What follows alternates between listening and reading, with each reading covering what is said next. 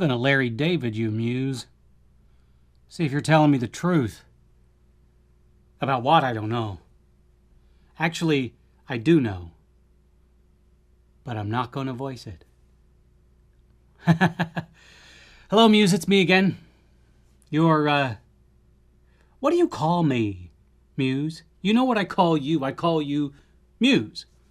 What do you call me behind my back when I'm not watching or listening or writing? I'm sure you've got names. Everybody's got names. Everybody. I just hope that your names for me are pretty good. I couldn't help myself. I had to carry the theme through, as it were.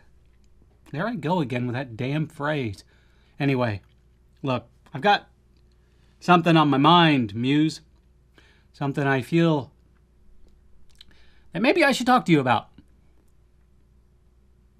And before I do, I want to preface it by saying the usual things, that this is not me going pat, or it's not arrogance or ego or anything like that.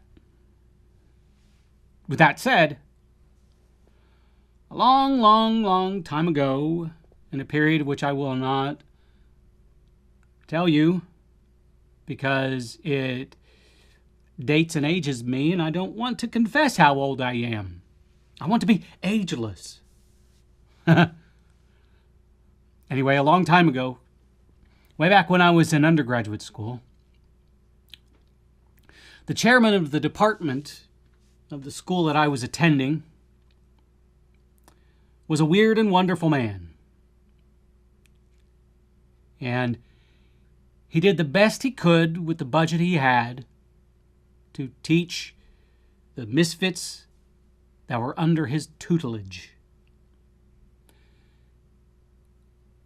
And I had the pleasure of spending a little bit more time with him than the average student because I lived in their home with them, he and his family, at least for a summer.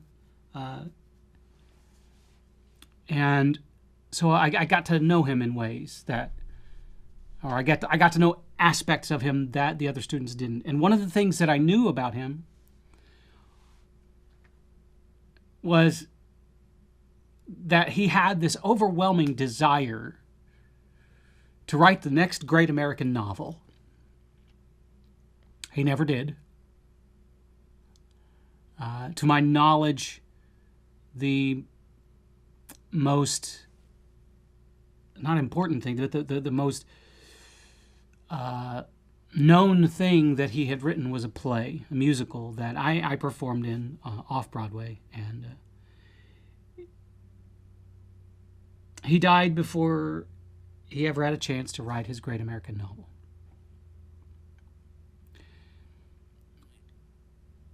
And I think that, interestingly enough, the more I ponder why I decided to become a writer, the more I ponder this, the more I realize that man had more effect on me in many different ways than I originally assumed. I always just, the dots that I connected between me and my writing career always started with Clive Barker and his book, Magica. Now, coincidentally, I read that book at the same time as I was under the care of that chairman. And so that's a 2 and 2 that probably could go together as well as chocolate and peanut butter, I would think. But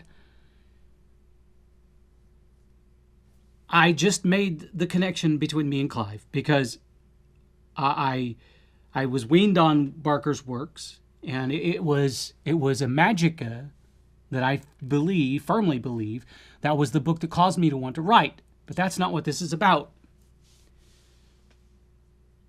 The more I think about it, the more I realized how much, as I said, how much of an effect that man had on me. And I think that his overwhelming desire, drive even, to write the next great American novel implanted itself in the back of my mind. And I'm fairly certain that is why I live as an artist, as an author, constantly dissatisfied with my work. And I guess I should say dissatisfied a little loosely, because I think it's not so much dissatisfied, but never quite. I always have this feeling that I'm never quite where I should be, or never quite where I want to be.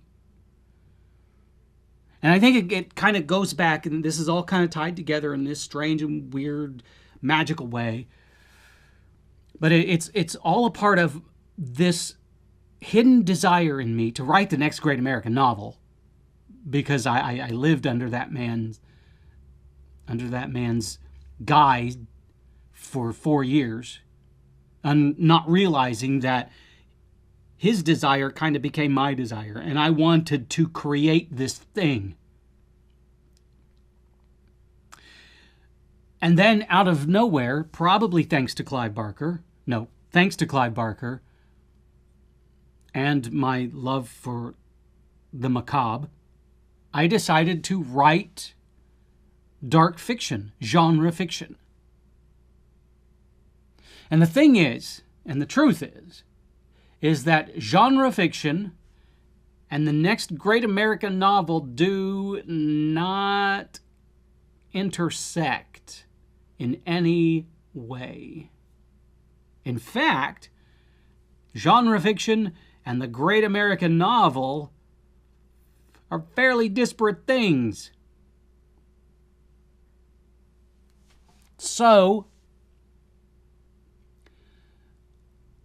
it was kind of a magical realization when I came to understand that I have this yearning to write that great American novel, while at the same time I have this desire to continue writing dark, twisty fiction.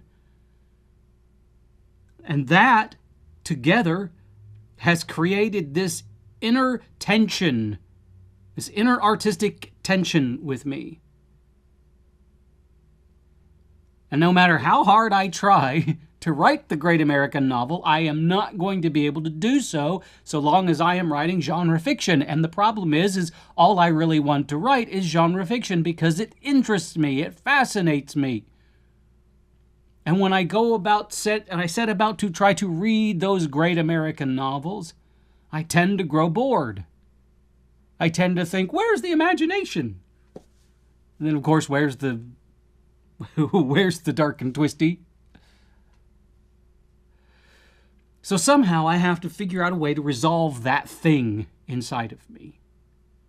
I have to figure out a way to try to write the next great American novel while doing so in the genres that I am passionate about, or I have to set aside a period of time in my writing life to say, okay, I'm going to put away, tuck back my darker thoughts, my twistier, fictiony thoughts, and I'm going to try to write something that appeals to the masses.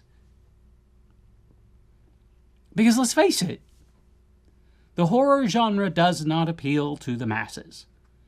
I have many, many friends out there who are very fond of saying, oh, I love to read, and I would love to read your work, but I don't like horror.